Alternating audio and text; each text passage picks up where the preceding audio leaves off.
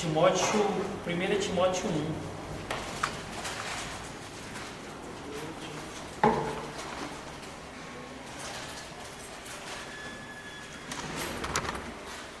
Timóteo 1.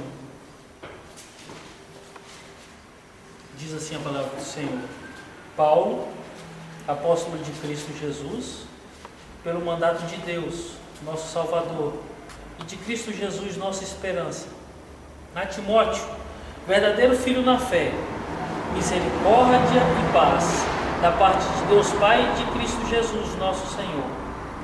Quando eu estava de viagem rumo à Macedônia, te roguei permaneceres ainda em Éfeso, para admoestares a certas pessoas, a fim de que não ensinem outra doutrina, nem se ocuparem com fábulas e genealogias sem fim, que antes promovem discussões do que o serviço de Deus, na fé. Ora, o intuito da presente admoestação visa ao amor que procede de coração puro, e de consciência boa, e de fé sem hipocrisia. Desviando-se algumas pessoas dessas coisas, perderam-se em loquacidade frívola, pretendendo passar por mestres da lei, não compreendendo todavia nem o que dizem, nem os assuntos sobre os quais fazem ousadas asseverações.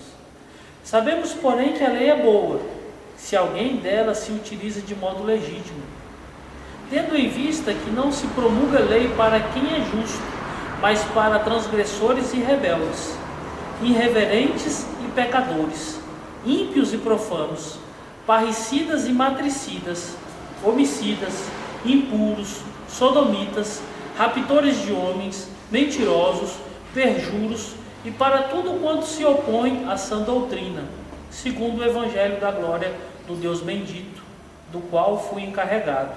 Sou grato para com aquele que me fortaleceu, Cristo Jesus, nosso Senhor, que me considerou fiel, designando-me para o ministério. A mim que noutro tempo era blasfemo e perseguidor e insolente, mas obtive misericórdia, pois o fiz na ignorância, na incredulidade. Transbordou, porém, a graça de nosso Senhor com a fé e o amor que é em Cristo Jesus. Fiel é a palavra e digna de toda aceitação, que Cristo Jesus veio ao mundo para salvar os pecadores, dos quais eu sou o principal. Mas por esta mesma razão me foi concedida misericórdia, para que em mim o principal evidenciasse Jesus Cristo a nossa completa longanimidade, e servisse eu de modelo a quantos hão de crer nele para a vida eterna. Assim, ao Rei eterno, imortal, invisível, Deus único, honra e glória pelos séculos dos séculos. Amém. Essa é a palavra do Senhor. Vamos fechar os nossos olhos. Júlio, conduz-nos em oração, por favor. Santo e poderoso Deus, te bendizemos, Senhor, pela oportunidade mais uma vez estarmos nesse lugar e ouvimos a tua palavra. Pedimos a Deus que tu venha sobre as nossas vidas, nossos corações, e que sejamos nessa noite, Senhor, a ministração dessa palavra, terrenos férteis, ó Deus, que venham produzir a 100, 60 e a 30. Nosso desejo é glorificar o teu nome na nossa forma de viver, de pensar, de enxergar o mundo. Por isso, Deus, desfaz de tudo que é humano, tudo que é de outra vontade que não atua, que porventura esteja habitando em nossas vidas, ó Deus. Ajuda o teu servo que nos irá conduzir, Senhor, neste texto. Usa, Senhor, pela tua misericórdia. Sopra a tua voz, ó Espírito, no ministrante nesta noite, e nos edifica, nos fortalece, nos santifica pela ministração da tua palavra, em nome de Jesus. Amém. Amém. Vamos sentar?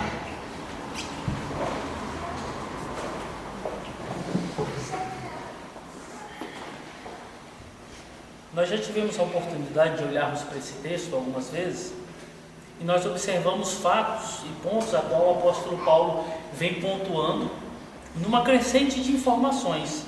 Porque aqui se trata de uma igreja que se encontra em Éfeso, que até tal momento está sendo enviada um discípulo de Paulo para que possa exortar, edificar, pregar e tratar de tudo que tem que ser tratado dentro daquela igreja, que é concernente ao Evangelho. Nós vimos Paulo falar sobre a humildade apostólica, sobre a forma de submissão que deve ser em relação àqueles que estão sendo catequizados e aqueles que estão catequizando.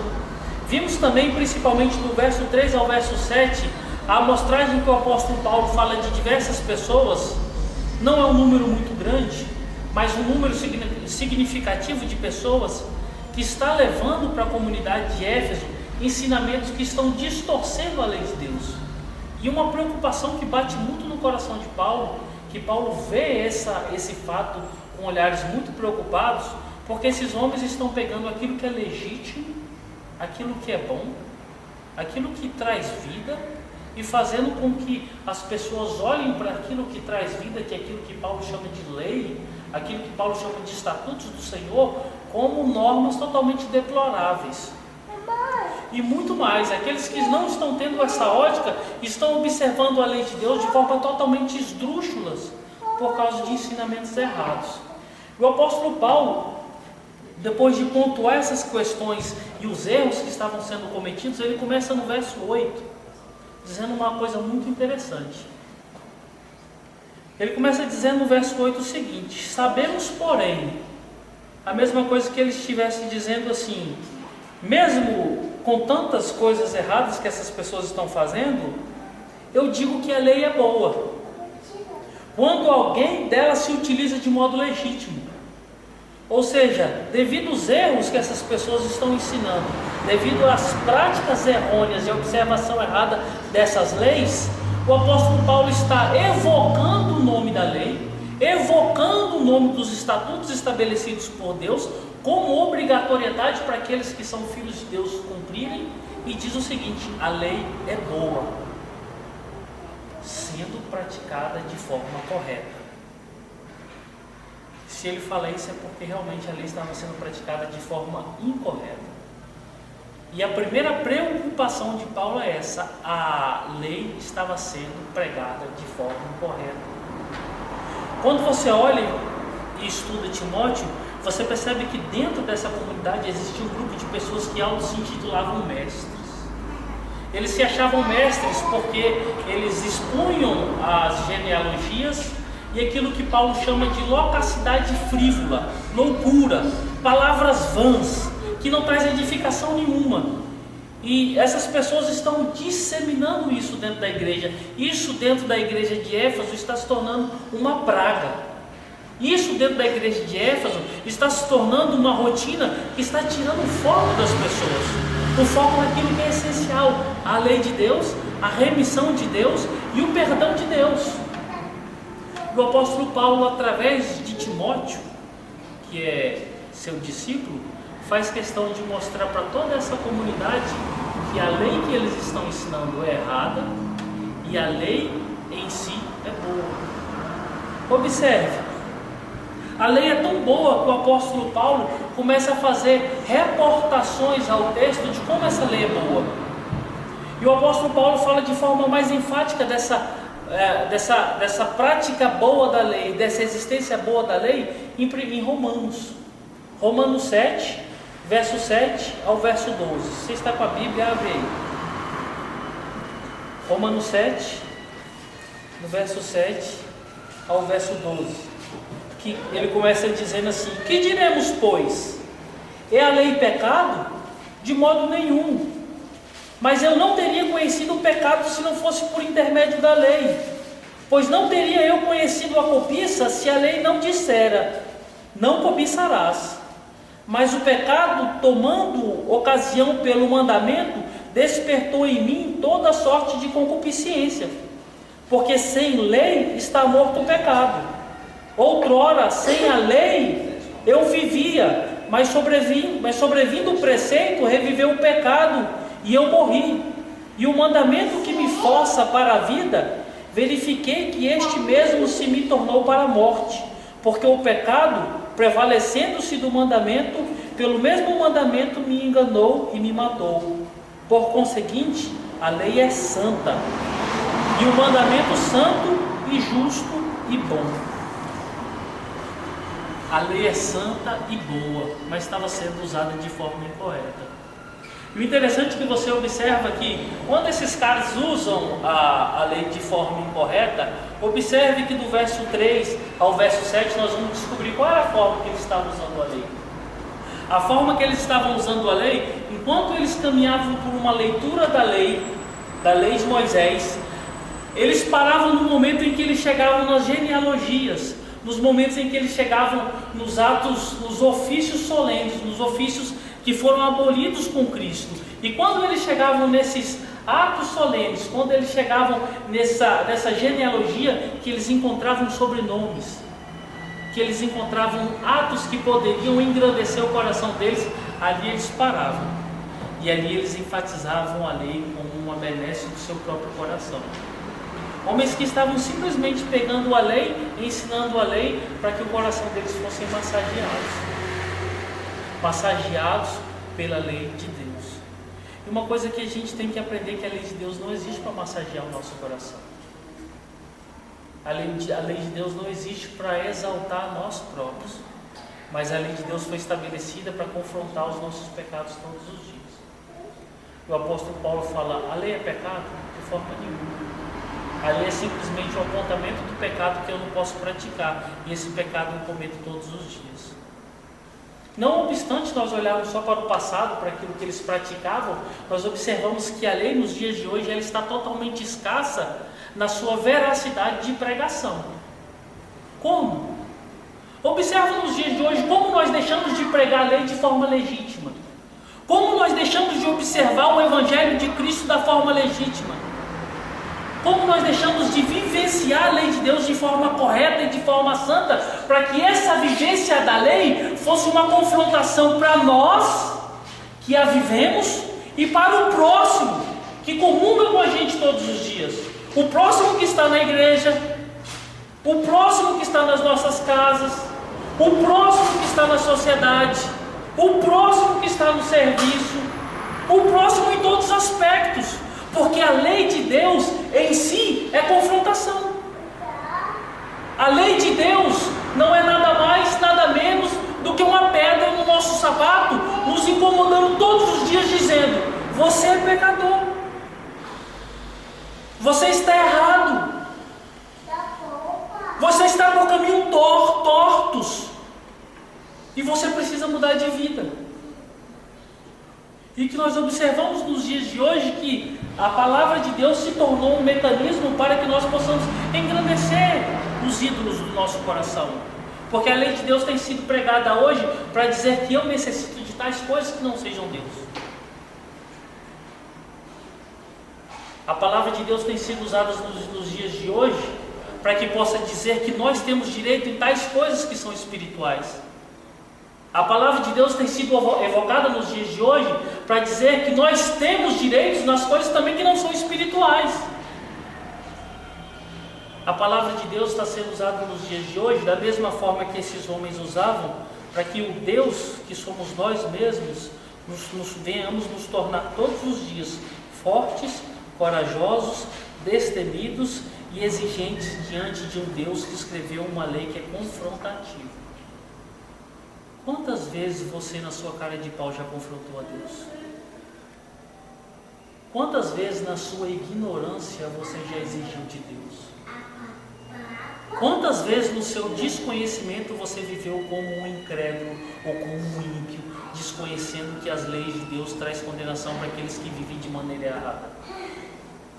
E aqui o apóstolo Paulo abre duas vertentes que são confrontações. São escândalo para aqueles que estão vivendo e tentando viver dentro da lei de Deus, dentro do Evangelho de Deus, buscando conhecimento através da palavra de Deus. Porque ele começa a mostrar que o extremo da igreja está usando essa mesma lei para que possa favorecer o ego do seu coração, para que ele possa endeusar a si próprio, para que ele possa ter a certeza que ele tem direitos de se engrandecer e olhar na lei aquilo que aponta para ele, não para Deus. E o que se observa desde aquele tempo até os dias de hoje são que as pessoas estão usando a lei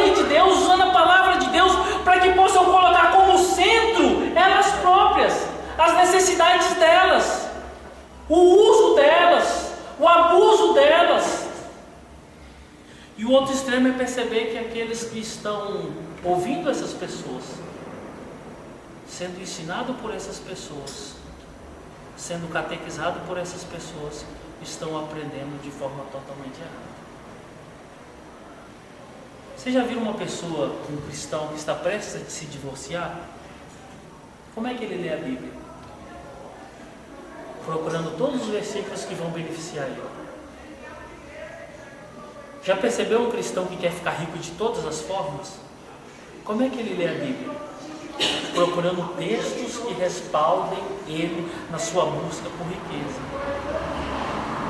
E o mais extremo de tudo é você observar cristãos que estão praticando erotismo em encontros de casais.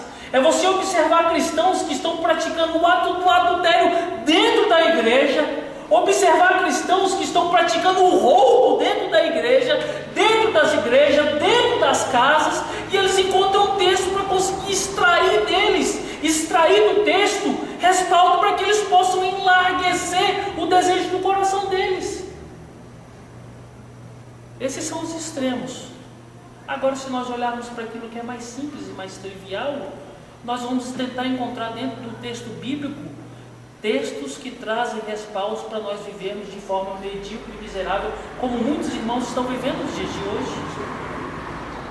Nós vamos encontrar respaldo para que nós não precisemos ajudar o próximo.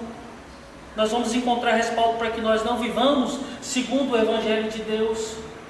Vamos encontrar respaldo para que nós não venhamos a viver com fidelidade às nossas famílias.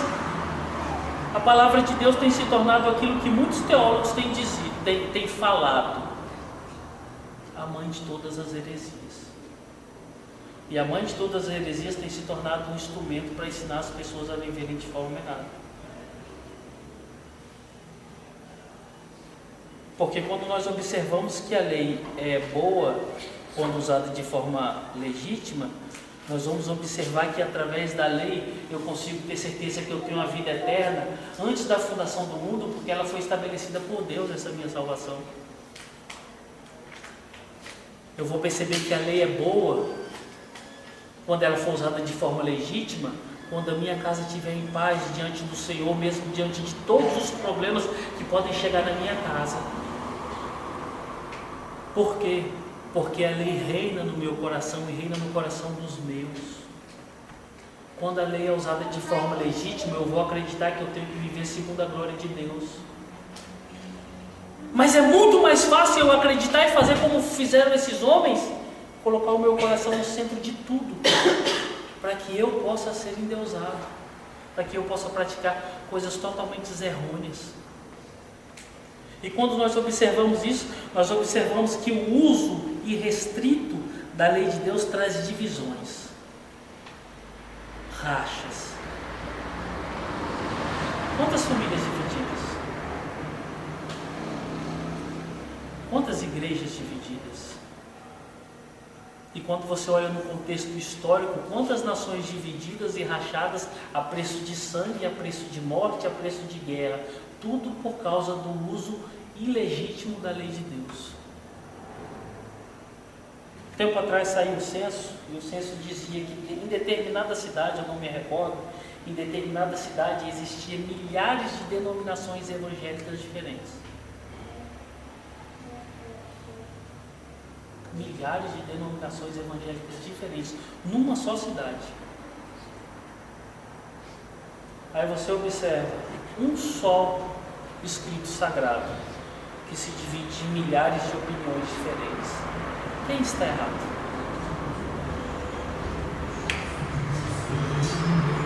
E a gente começa a olhar que essas consequências desses rachas, desses cismas, dessas brigas, acontecem porque o uso das escrituras sagradas não está sendo priorizado como aquilo que é legítimo e santo, como a maior prioridade das nossas vidas. Aí a gente fala: não, mas não tem nada a ver. Eu tenho uma opinião, você tem outra opinião. Vocês lembram quando os apóstolos saíram para anunciar o Evangelho no livro de Atos? E dentro do livro de Atos começa a ser relatada uma história. E a história diz que dentro das igrejas, devido àqueles homens que eram judeus e haviam se convertido ao cristianismo, esses homens começaram a pregar que todo aquele que viesse do paganismo tinha necessidade de se circuncidar. Isso virou uma praga dentro da igreja. Durante muito tempo o apóstolo Paulo bateu sobre isso. Mas nessa época Paulo e Barnabé estavam pregando. O que Paulo e Barnabé fazem nessa viagem? Poxa, eles não são enviados de Cristo? Eles não foram enviados pelos apóstolos? Eles não conhecem a Bíblia, a Torá, a lei? E olha que nós estamos falando do apóstolo Paulo. Por que Paulo não deu seu veredito? O interessante é que no capítulo 15, se não me engano, eles voltam para Jerusalém para buscarem a opinião da igreja. O que eles diriam sobre esse fato?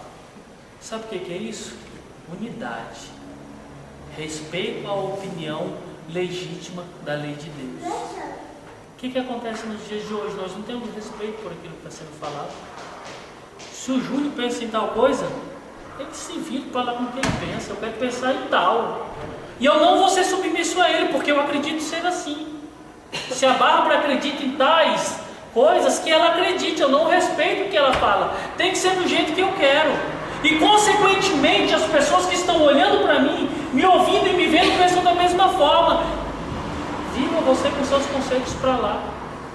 É o uso ilegítimo da lei de Deus, o uso ilegítimo das escrituras sagradas trazem rachaduras. Observe dentro da casa de muitos cristãos. O esposo acredita que tem que estar em casa com a família. A esposa acredita que não deve ser submissa ao esposo. Os filhos não acreditam que devem honrar os pais. Aí de repente você recebe no seu gabinete uma família toda destruída e rachada, porque não reina a lei de Deus. E a lei de Deus, quando reina dentro de uma casa, é uma lei totalmente fragmentada e errônea e errada e destruída. Sabe o que isso gera? Destruição, perdas, separações, danos, traições, dor. Por que tem muita igreja e muita família destruída? A maioria não tem a lei de Deus como a sua maior necessidade. E as que tem dessa forma, totalmente fragmentada, totalmente divorciada. Lembram de Pedro? Pedro, mesmo depois da sua conversão, Pedro foi muito trabalhoso. Pedro era pecador. Chega uma determinada parte que Pedro, quando chega diante dos judeus, ele era uma pessoa. Chega diante dos pagãos, daqueles que estavam se convertendo, ele é outra pessoa. Ele não consegue viver a centralidade das Escrituras. Ele não consegue honrar a si próprio, honrando a Deus acima de todas as coisas. Mas ele quer ser aceito em todos os lugares. E o que acontece? Paulo exorta ele firmemente. Paulo repreende aquela característica de Pedro, de uma dualidade, de um caráter falso. E dentro das igrejas é o que mais acontece nos dias de hoje. Tem gente que é crente dentro da igreja ele se veste como crente, ele anda como crente, ele fala como crente, ele canta como crente, ele até prega assim, ó, do jeito que eu estou como crente, e vocês acreditam que eu sou crente, mas lá fora é um demônio purinho.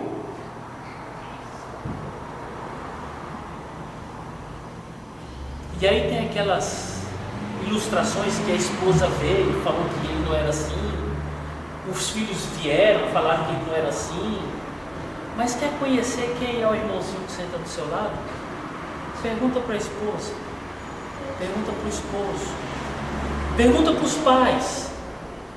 A gente só conhece aqueles que aqui a gente come sal junto.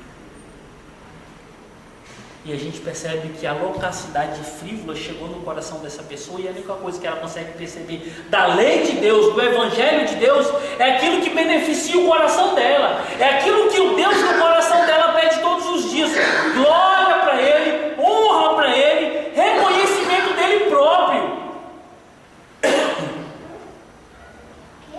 O uso ilegítimo das Escrituras Sagradas produzem glória para si próprio.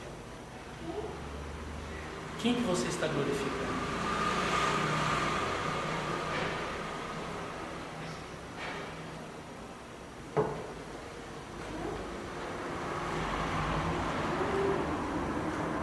Deus está sendo glorificado através de vocês? Agora o apóstolo Paulo segue o seu texto e no verso 9 ele chega com mais uma frase que coloca uma abrangência de informações. E no verso 9 ele diz o seguinte: tendo em vista que não se promulga lei para quem é justo. E aqui ele é pontuado com a vírgula. Não existe lei para aqueles que são justos. Agora eu pergunto para vocês, quem é justo? Quem é santo? Quem não pode se valer da lei do Senhor? Você? E aqui entra em comparação essas poucas pessoas da igreja de Éfeso para os fariseus. Lembram quando Jesus vai comer à mesa dos pecadores? E a ponto dos fariseus aquilo é um escândalo, aquilo é uma loucura, aquilo é uma afronta, porque eles estão vendo alguém que se diz santo, alguém que muitas pessoas dizem que é o Messias, sentado à mesa de pecadores, comendo com pecadores, rindo com pecadores, e eles começam a se questionar entre si e questionar os apóstolos, os discípulos de Jesus. O mestre de vocês come com pecadores. E Jesus diz o seguinte: olha, eu não vim para os sãos, eu vim para os doentes. E o interessante é que os fariseus conseguiram se ver como sãos. Tem alguém aqui são? Ou fariseu? Tem alguém aqui santo? Ou algum desses mestres? Ele diz que veio pelos enfermos, e todos nós somos enfermos, doentes, necessitados, limitados, fracos, com a vista turva. E quando você observa naquele contexto, o próprio Cristo sentado à mesa de pecadores, ele está simplesmente demonstrando que a graça de Deus, ela não é irrestrita ou restrita para um grupo, ela está aberta porque a voz de Deus ressoa pelo mundo inteiro. A palavra do Senhor, ela não está restrita a uma comunidade, a uma igreja, ou a uma religião, a um povo. A palavra de Deus está sendo ecoada pelo seu Espírito Santo para todas as nações, para todos os povos. A palavra de Deus, ela está sendo ecoada pelo Espírito Santo para aquela pessoa que mais te odeia, para aquela pessoa que quer te fazer tão mal que você tem até medo de lembrar. E nós queremos fazer como esses homens, simplesmente envaidecer os nossos corações por passagens que evoquem erroneamente a mim mesmo. E o pior de tudo é que essa desgraça não fica restrita só ao meu coração. Eu consigo contaminar todo mundo. Eu já contei essa história para vocês, mas como ilustração é interessante. A Bíblia não fala que beber bebida alcoólica é pecado. Mas eu tinha um amigo que era doido para beber bebida alcoólica. E ele sempre me perguntava: eu posso? Eu falei: rapaz, pode, se você não tem problema. E a primeira vez dele foi interessante. Primeira vez não, a volta dele foi interessante. Ele tomou uma garrafinha, tomou uma tacinha, não deu peso na consciência. 2 tacinhas, não deu peso na consciência. Tomou uma garrafinha, sem peso na consciência e sem ficar bêbado. Tomou a segunda garrafa, não deu peso na consciência e também não ficou bêbado. Aí ele foi para a conveniência, comprou um sangue de boi de 5 litros, tomou todinho, não ficou bêbado, não teve a consciência pesada. Ou seja, é você observar que o uso da lei, o uso da palavra de Deus, chega para determinadas pessoas como um estupro, como uma violência.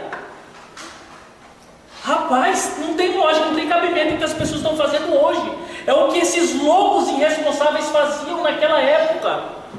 Eles conseguiam achar tais passagens na Bíblia e tais passagens na lei que engrandecia e massageava e alegrava e confortava o coração deles, e aí eles teciam histórias ilusórias, e aí eles se prendiam, e aí eles se devagavam, e aquilo enchia os seus corações.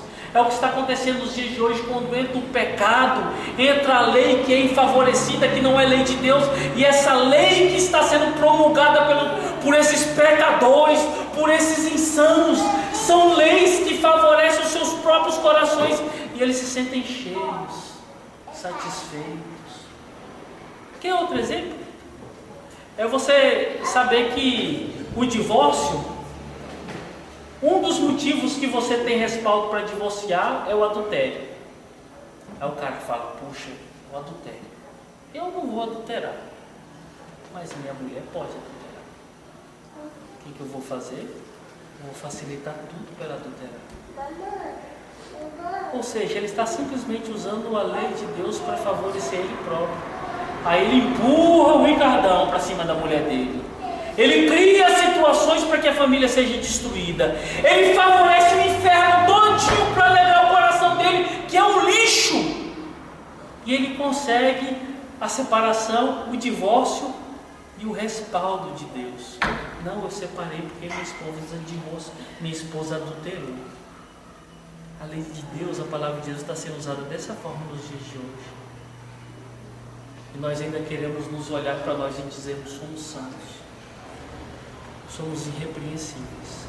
Mas se nós fôssemos santos, irrepreensíveis, imaculados, nós não precisaríamos da lei. Se nós fôssemos sãos, nós não precisaríamos de Cristo. Mas o apóstolo Paulo termina esse texto dizendo que a lei, ela foi feita para os rebeldes. Quantos rebeldes tem aqui? Você não conseguiu se rebelar hoje ainda? Ou quantas vezes você se rebelou hoje? Para os irreverentes e pecadores, para os ímpios e profanos, parricidas e matricidas, homicidas, impuros, sodomitas, raptores de homens, mentirosos, perjuros e para tudo quanto se opõe à sã doutrina. Essa lei de Deus foi feita para mim e para você, porque nós somos tudo isso e mais um pouco. A única coisa que nós devemos fazer agora é agradecer a Deus por essa lei, não fugirmos dela, não nos desviarmos dela, mas agradecermos e obedecermos. Vamos fechar os nossos olhos. Senhor, aqui estão teus filhos, Senhor, homens e mulheres, Pai, sedentos por tua graça e por tua misericórdia. Pai, que estamos nós, pecadores, Senhor, pecamos contra Ti, pecamos contra os nossos cônjuges, pecamos contra os nossos filhos, induzimos a nossa família a pecar contra Ti, induzimos a sociedade que está próxima de nós a pecar contra Ti. Nossos corações não estão e não se prostram a Ti, somos irreverentes, Senhor, estamos praticando pecados todos os dias e precisamos da Tua lei, precisamos conhecer a Tua lei. Em nome de Jesus, através do Teu Espírito Santo, ilumina-nos, para que possamos viver para a Tua glória, Senhor, viver para a honra do Teu nome, querendo e desejando todos os dias conhecermos mais e mais a Tua lei. Muitos estão se apegando ao sucesso, mas nós temos que nos apegar à Tua lei.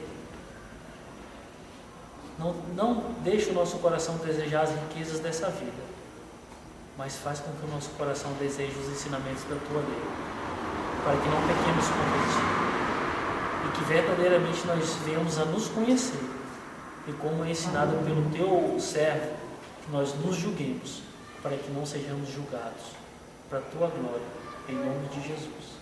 Amém.